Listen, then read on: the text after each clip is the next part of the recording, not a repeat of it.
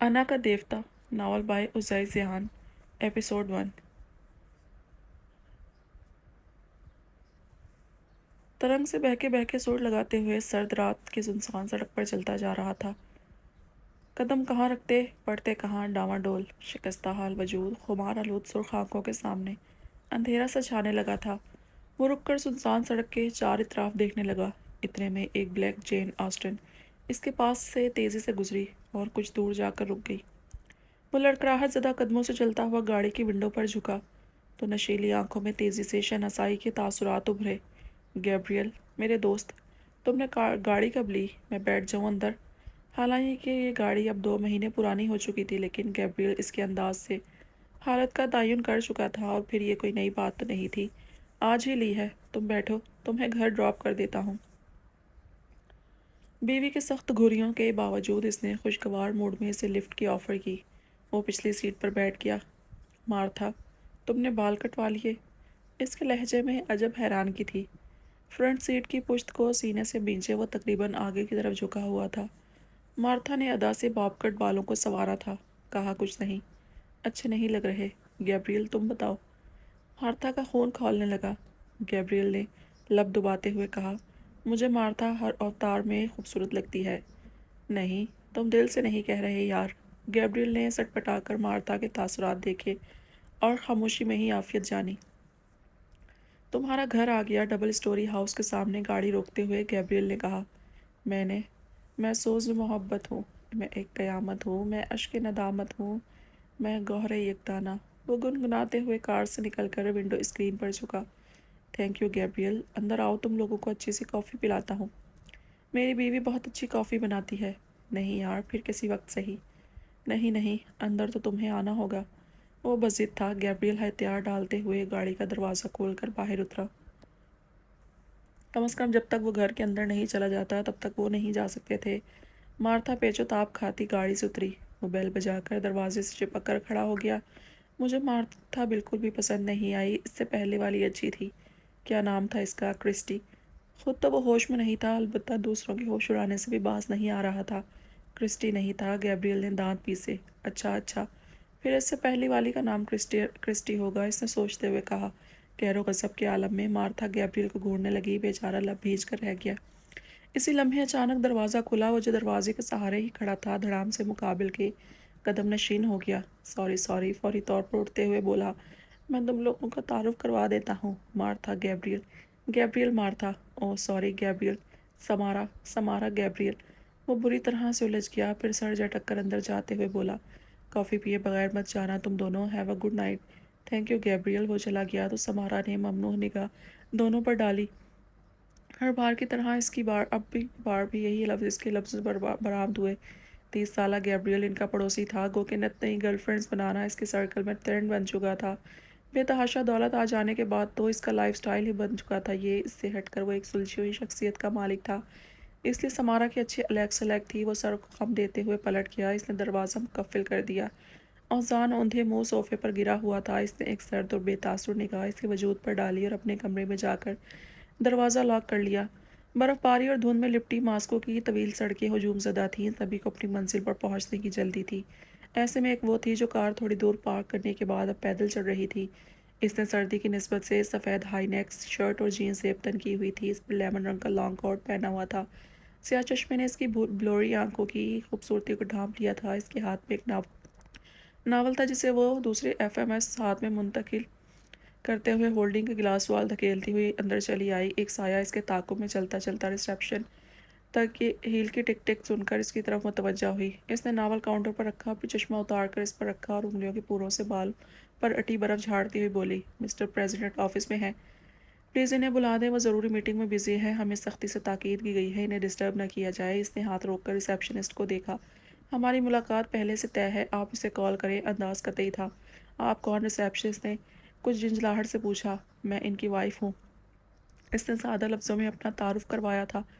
Receptionist spring की तरह अपने नशिस्त से उछली और तेज़ी से नंबर डायल करने लगी।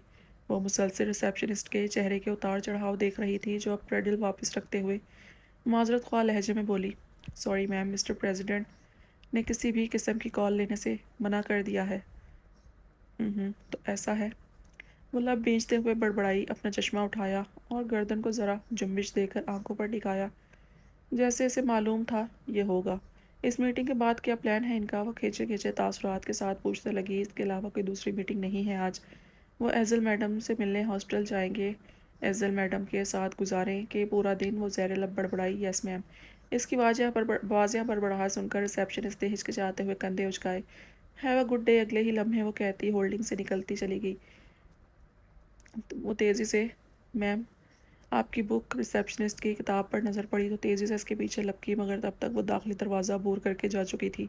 تیزی سے چلتی جا رہی تھی، اس بات سے بے خبر کہ کسی کی بندوق کے نشانے پر ہے۔ پھر اس کے قدموں کی آہٹ سے خائف ہو کر اسٹریٹ پر پھدکتے سارے کے سارے کبوتر ایک دم سے ہوا میں اڑے۔ شارپ شوٹر کا نشانہ چوک گیا۔ تب تک وہ گاڑی میں بیٹھ کر جا چکی تھی۔ ایف ایم ایس ہولڈنگ پوشیشان سے اپنا سر اونچا کیے کھڑی تھی، گلاس وال سے چھن کر آتے ڈوبتی سورج کی نارنجی کرنیں آفس کے انٹیریئر کو دل فریب منظر بخش رہی تھی۔ اس کی مرکزی کرسی کی عقبی دیوار کا بڑا سا لوگو نقش تھا، ایف ایم ایس ہولڈنگ پر۔ ریسٹ واچ دیکھ کر وقت کا تعین کرتا ہوا میٹنگ ختم ہونے کے بعد سیدھا آفس آیا تھا۔ گڈ ایوننگ سر، اس نے جواباً خفیف سا خم دیا اور کانچ کی بوتل سے ایک گلاس میں پانی اڈیلنے لگا۔ بظاہر سورج کی ڈھلتی کرنوں کو دیکھتا اسسٹنٹ سے اگلے دن کا شیڈیول سن رہا تھا۔ میٹنگ کے دوران آپ کی وائی فائی تھی، جیسے کہ آپ نے کال لینے سے منع کر دیا تھا، اس لیے وہ واپس چلی گئیں۔ اسسٹنٹ نے شیڈیول بند کرتے ہوئے اسے آگاہ کیا۔ اس کے چہرے پر ایک دم مایوسی کا تاثر ابھرا تھا۔ اس نے لنچ کا پلان بنایا تھا جس بارے میں وہ خود ہی بھول گیا، اور یہ کتاب بھول گئی تھی میڈم، میں نے سوچا آپ کو دے دوں۔ اس نے گلاس واپس رکھتے ہوئے کتاب تھام لی۔ Where love has gone. وہ کتنی ہی دیر تک سر تاثرات سے کتاب کے ٹائٹل کو دیکھتا رہا تھا، پھر کچھ جھنجھلاہٹ بھری انداز میں میز پر رکھ دیا۔ کرسی کی پشت سے کوٹ اٹھا کر پہنتا ہوا آفس سے نکل گیا۔ چہرے پر بے نیازی تھی، لیکن اس کی شخصیت پر یہ تاثر سوٹ کرتا تھا۔ وہ ایف ایم ایس کمپنی کا پریزیڈنٹ تھا، حالانکہ کمپنی کا حقیقی مالک اس کا باپ فہیم مرزا تھا۔ سی ایس ایس میں ٹاپ کرنے کے بعد اس نے منسٹری آف ڈیفنس میں اعلیٰ عہدیداروں میں اپنا مقام حاصل کیا۔ ایم او ڈی تھا۔ پہلی اس کی پرسنل جاب تھی تو دوسری پروفیشنل۔ ایک جاب اس کی ذمہ داری تھی تو دوسری اس کا فرض۔ اپنے تدبر اور قابلیت سے اسے دونوں میں ہی مہارت اور برتری حاصل تھی۔ اپنے پیشے سے عشق تھا، اسے اپنے کام سے محبت تھی۔ وہ اتنا ذہین تھا کہ اپنے ایک جملے سے مقابل کو مات دے دیتا۔ اس کی شخصیت کھلم کھلا چیلنج تھی کہ مجھ جیسا کوئی ہے تو سامنے آئے۔ دنیا اسے قرائے کے نام سے جانتی تھی، اصل نام نہیں تھا، مگر قرائے اس نے اپنے لیے خود سزا کے طور پر تجویز کیا تھا۔ وہ بھولنا نہیں چاہتا تھا کہ وہ کون ہے، اس کی حیثیت کیا ہے، وہ کس کا خون ہے۔ قرائے ڈاکٹر کے کیبنٹ پہنچا تو ڈاکٹر کچھ مضطرب دکھائی دے رہا تھا۔ وہ مطمئن انداز میں کوٹ ایک طرف رکھ کر آستینے کونیوں تک موڑنے لگا۔ معذرت خواہ ہوں، آپ نے کل بلایا تھا اور میں آج آ رہا ہوں۔ کیا کروں، وقت نہیں نکال سکا۔ کہیے ڈاکٹر صاحب، ٹرانسپلانٹ کی تیاری ہو گئی؟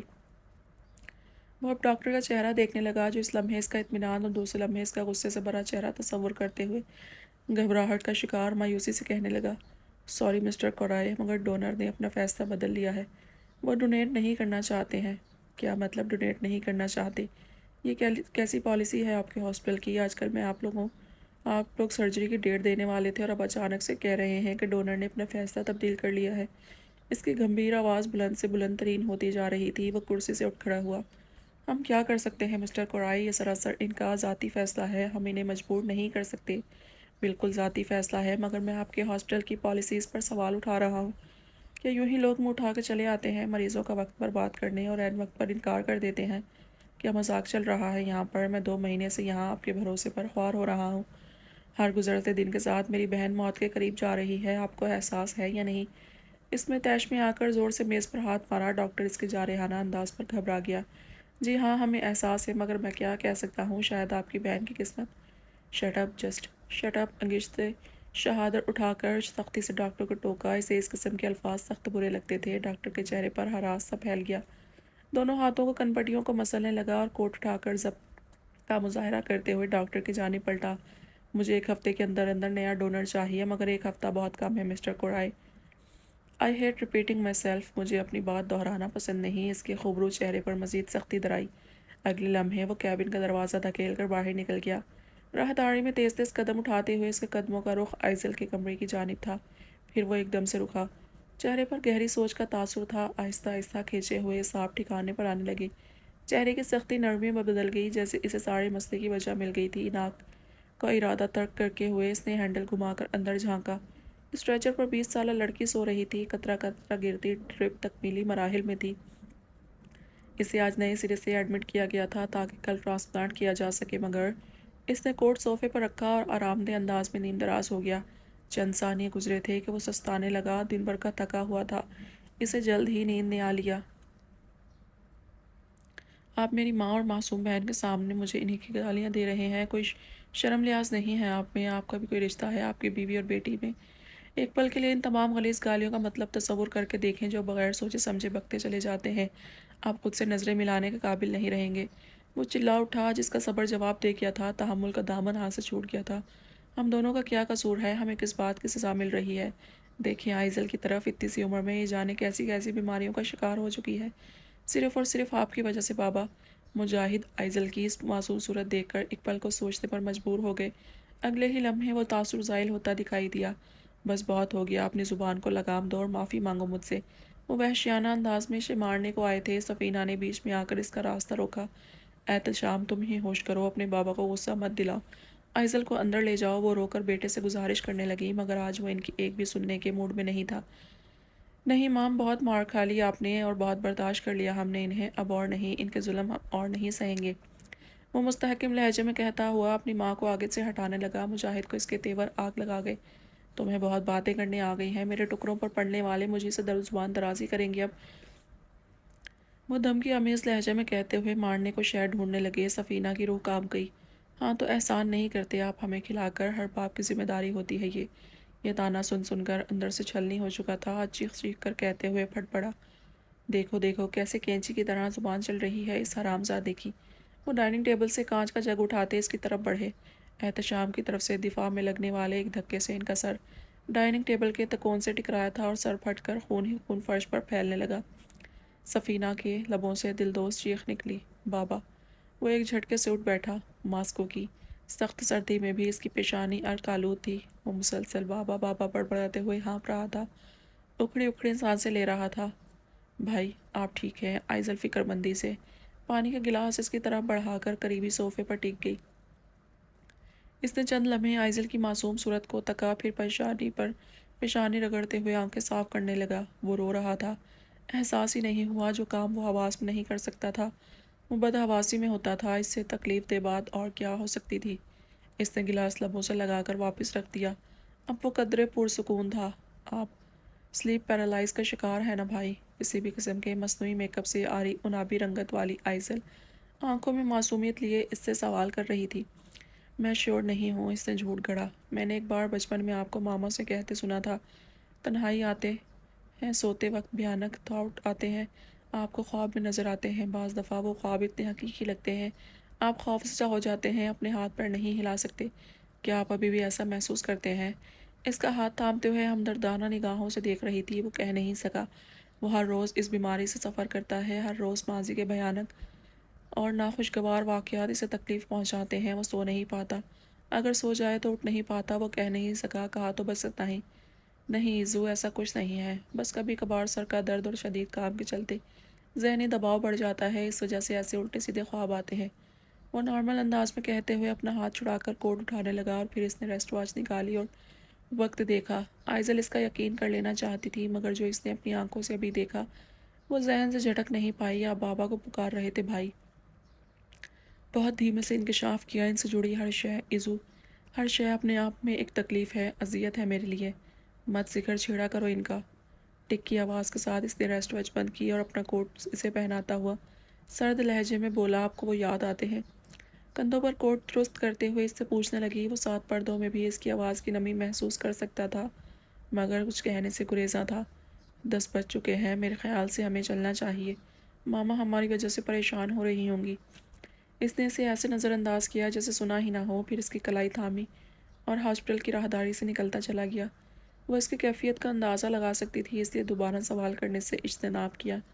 ہاسپٹل کے پرحرارت اور پرسکون ماحول سے نکلی تو یکدم باہر کی سردی اس کی ہڈیوں میں گھسنے لگی، جبکہ وہ وائٹ شرٹ میں بھی مطمئن سے چل رہا تھا۔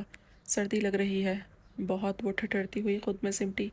اس نے بازو دراز کر کے اسے اپنے ساتھ لگا لیا۔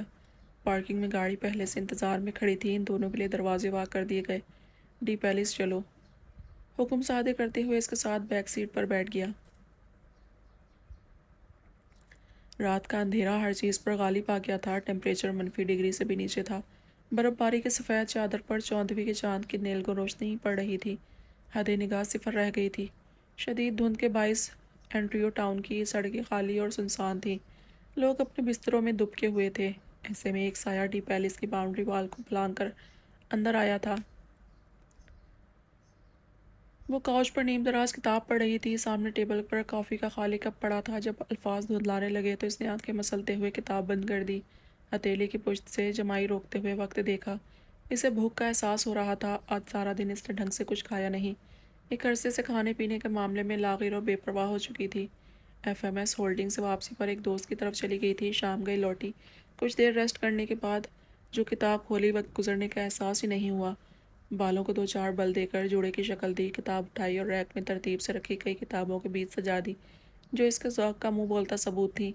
किताबें इसके शौक़ थी, मुसव्वरी इसका जुनून था। इसके अलावा इस मौसीकी नेचर से भी बहुत लगाव था। डी पैलेस में बाकायदा नौकरों की फ़ौज थी मगर इससे फ़र्क नहीं पड़ता था। वो अपने काम खुद सर अंजाम देती थी। इसने कैबिन से पास्ता निकाला और पैन में पानी डालकर बॉयल होने के लिए रख दिया। पॉकेट से फ़ोन निकालकर जिया का नंबर पुश करते हुए काउंटर पर सलीके से टिका दिया। सियाह निकाब पोश इसके ताक़ुब में किचन तक पहुंच गया था। बैरूनी दीवार से चिपक कर खड़ा बैल्कनी का लॉक खोलने की कोशिश करने लगा। 1-2 पल गुजरने के बाद फ़ोन की स्क्रीन पर 7 साला बच्चे की तस्वीर उभरी। इस वक्त क्या बना रही हैं पुप्पो? बहुत अच्छी खुशबू आ रही है। पास्ता बना रही हूँ, तुम खाओगी? मुझे भी पार्सल कर देना, इसने नदीदेपन से कहते हुए मासूम सूरत बनाई। बाहर बर्फ़बारी हो रही है। तुम तक पहुँचते पहुँचते बर्फ़ की सील बन जाएगा। खैर ये बताओ कैसी हो, क्या कर रही हो? इसका मूड एकदम खुशगवार हो गया था। क्लिक की आवाज़ के साथ लॉक खुल चुका था। निकाबपोश अब अंदर दाखिल हो रहा था। मैं बिल्कुल ठीक हूँ, आपको और मामा को बहुत मिस कर रही थी। अभी होमवर्क करके फ्री हुई हूँ। भाई थक गई हूँ पढ़ पढ़ कर। वो शॉपिंग करते हुए फ़ोन की तरफ पलटी। तो ऐसा करते हैं, इस वीकेंड पर आउटिंग का प्रोग्राम बनाते हैं। तुम, मैं और तुम्हारी मामा, क्या कहती हो? ओ पुप्पो, आप बहुत अच्छी हैं। इसकी चहकती हुई आवाज़ सुनकर वो हंस दी और बोली, जानती हूँ ज़्यादा खुशामद करने की ज़रूरत नहीं है। वो चॉप की गई सब्जियाँ पैन में डालने लगी। आग पे पीछे पुप्पो, ये कौन है? जिया की हिरासा सी आवाज़ इसके कानों से टकराई। किसी की मौजूदगी महसूस करके रीढ़ की हड्डी में सनसनाहट महसूस होने लगी। वो हौले से पलटी। सामने एक लंबा थड़ंगा स्याह फार्म खड़ा था। इसकी कमर काउंटर से लग गई। बिलोरी आंखों में खौफ ही खौफ था। बदन पर कपकपी तारी थी। स्याह फार्म जिन निगाहों से फ़ोन को घूर रहा था, इसका दिल डूबने लगा। क्या चाहिए तुम्हें मुझसे? मासूमियत और खौफ के मिले जुले इम्तिजाज से कहती और पीछे सरकने लगी। उबलते पानी से निकलती भाप की तपिश ने इसकी कमर को मुकम्मल भिगो दिया। ऐसा इसके साथ पहली बार नहीं हो रहा था।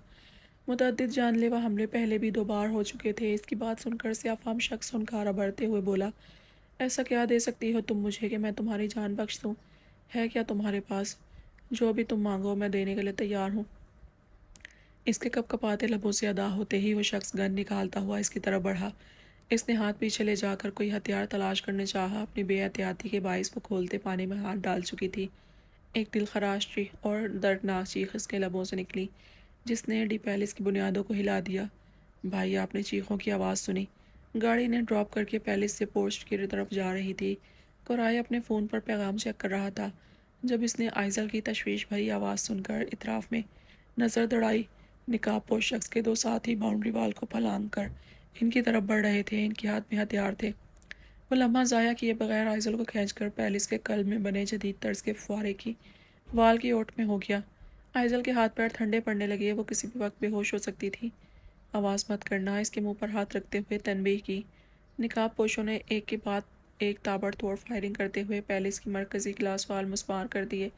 सकूत तारीकी में गोलियों की आवाज़ ने सारे एंड्रियो टाउन को दहशत में डाल दिया था। वो चलकर चूल्हे से दूर हुई। अगले लम्हे सुया सब फार्म की सियाह गिरफ्त में थी। जलन के एहसास से इसकी आवाज़ हलक में दब गई। एक गोली, सिर्फ एक गोली काफ़ी है और तुम अगले जहां पहुंच जाओगी। सियाह फार्म शख्स बाहर से गोलियों की आवाज़ें सुनकर घबरा गया। इसे सफाकी से धकेल कर पिस्टल में गोलियां भरने लगा। वो दम बखुद खड़ी से देख रही थी। आंसू इसकी गालों से मुतवातर बहते जा रहे थे। आप जाते क्यों नहीं? अंदर कोई है भाई? आइजल ने बामुश्किल अपने हवासों को बरकरार रखते हुए कहा। جو بھی ہے آئزل، میں تمہیں اکیلا چھوڑ کر اندر کیسے چلا جاؤں؟ وہ دبا دبا گرایا۔ اس کے پاس ایک گن بھی موجود نہیں تھی۔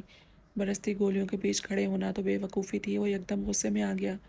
بھائی کیسی باتیں کر رہے ہیں؟ بھابھی اندر ہیں، میں نے ابھی ان کے چیخنے کی آواز سنی ہے۔ وہ دنگ رہ گیا، پھر جلدی سے فون اس کے ہاتھ میں دیتے ہوئے بولا، یہاں سے ہلنا مت جب تک میں واپس نہیں آ جاتا۔ وہ تیزی سے بھاگتا ہوا پیلس کی پچھلی عمارت سے اندر داخل ہوا۔ کچن کا منظر دیکھ کر اس کی سانسیں تھم گئی، قدموں کو بریک لگی۔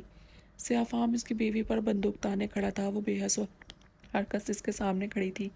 سیاہ فام شخص اس پر نشانہ لگاتے ہوئے کہنے لگا، شور مت مچانا، یہ قصہ تمہارے ساتھ ہی ختم ہوگا، یہ تو تم بھی جانتی ہو۔ اگر تم نے شور مچایا تو اطراف میں لاشوں کے انبار لگ جائیں گے۔ اس کی آنکھیں خود بخود بند ہونے لگیں۔ اسے اپنے آس پاس اس شخص کا چہرہ منڈلاتا نظر آ رہا تھا۔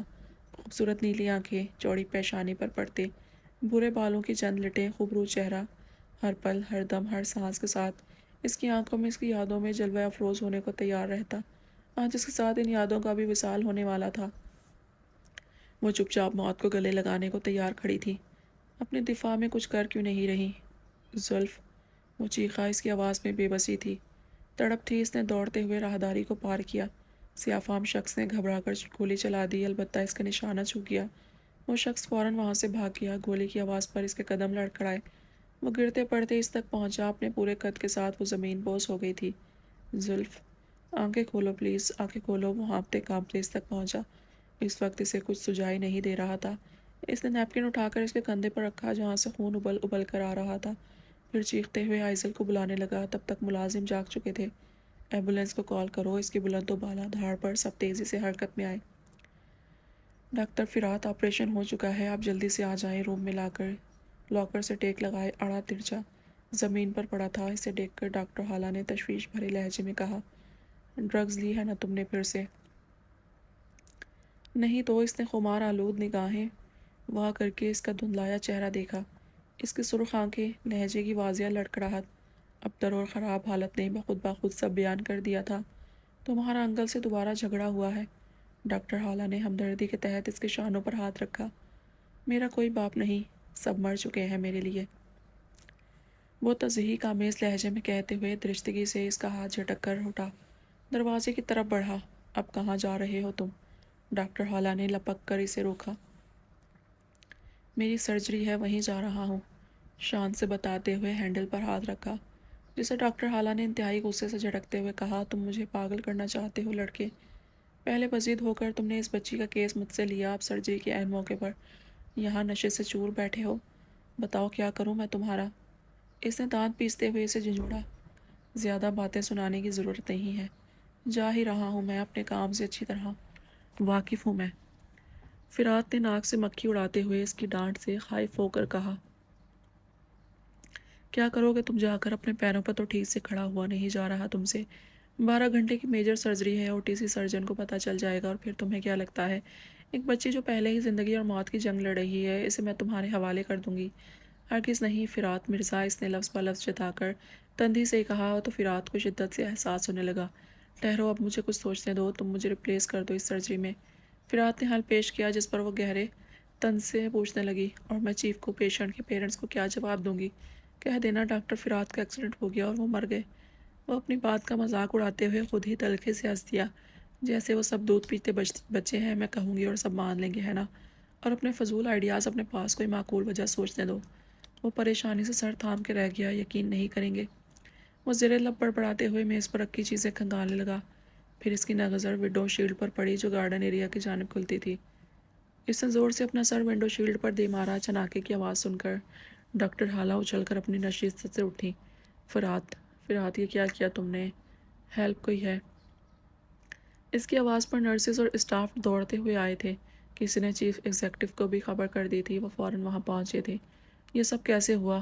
پتہ نہیں چیف، جب میں یہاں آئی تو ڈاکٹر فرات زخمی پڑے تھے، شاید حادثاتی طور پر ونڈو گلاس ٹوٹ گیا۔ ڈاکٹر حالہ کی سانسیں ضرورت سے زیادہ تیز چلنے لگیں۔ جھوٹا بیانیہ دیتے وقت ان کی پیشانی عرق آلود ہونے لگی، جسے چھپانے کے لیے وہ اطراف میں دیکھنے لگی۔ ڈاکٹر فرات کی آج سرجری تھی۔ او ہاں، میں تو بھول ہی گئی، کیا میں اسے ریپلیس کروں چیف؟ ظاہر ہے کوئی دوسرا آپشن نہیں ہے ہمارے پاس، بلکہ تم رکو، میں سمارا سے بات کرتا ہوں۔ میجر سرجری ہے، میں کوئی رسک نہیں لے سکتا۔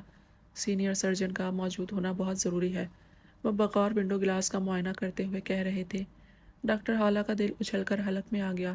تو میں جاؤں چیف؟ ہاں تم جاؤ، وہ سرسری سا بولے جبکہ نظریں ہنوز ونڈو شیلڈ پر مرکوز تھیں۔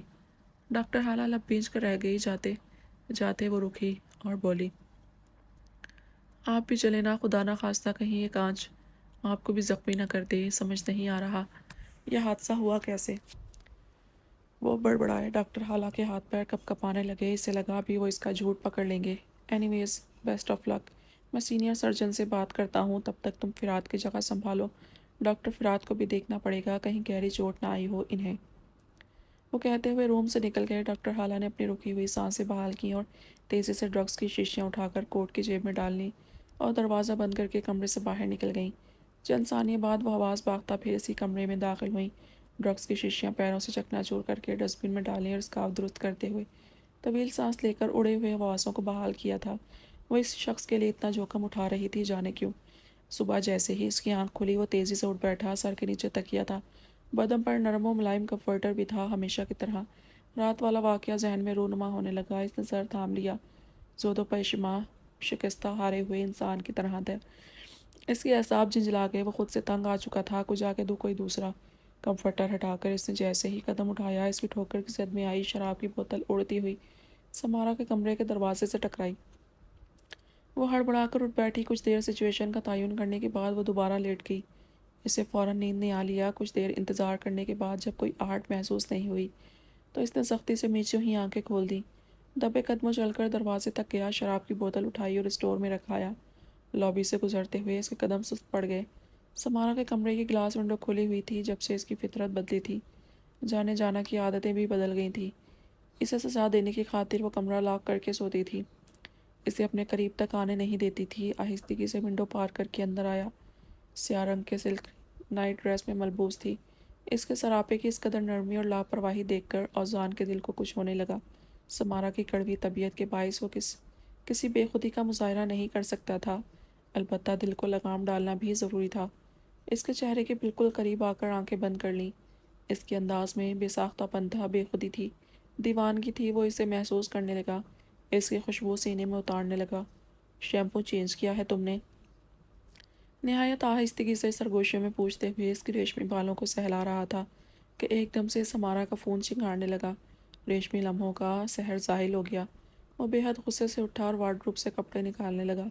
دل چاہ رہا تھا فون کرنے والے کو اس کے فون سمیت سمندر میں غوطے دلوائے۔ اس نے کسمسا کر آنکھیں کھولی اور فون کان سے لگایا۔ ایک حیران کن نگاہ اوزان پر ڈالتے ہوئے فون پر مخاطب ہوئی، کیسے ہیں آپ ڈاکٹر فرات؟ آپ کے ساتھ ہوئے حادثے کے بارے میں سنا تھا، کیسی کنڈیشن ہے اب آپ کی؟ وہ اب سلیپرز پہن رہی تھی۔ اوہ، گیٹ ویل سون۔ چلتے ہوئے قداور آئینے کے سامنے آ کھڑی ہوئی۔ جی سرجری بہت اچھی ہو گئی، جانتی ہوں آپ کی پیشنٹ ہے، لیکن ابھی آپ خود ایک پیشنٹ ہے، ہلکے پھلکے انداز سے کہتے ہوئے بالوں کا رخ تبدیل کیا اور کبرڈ سے ڈریس نکالنے لگی۔ شکریہ، کیسا، یہ تو میری جاب کا حصہ ہے۔ ڈریس پر حتمی نگاہ ڈال کر بیڈ پر رکھتے ہوئے اس نے الوداعی کلمات کہے اور الجھن بھری نگاہوں سے کمرے کے بند دروازے کو دیکھا، پھر پلٹ کر نیموا ونڈو کو دیکھا اور سر جھٹک کر فریش ہونے چلی گئی۔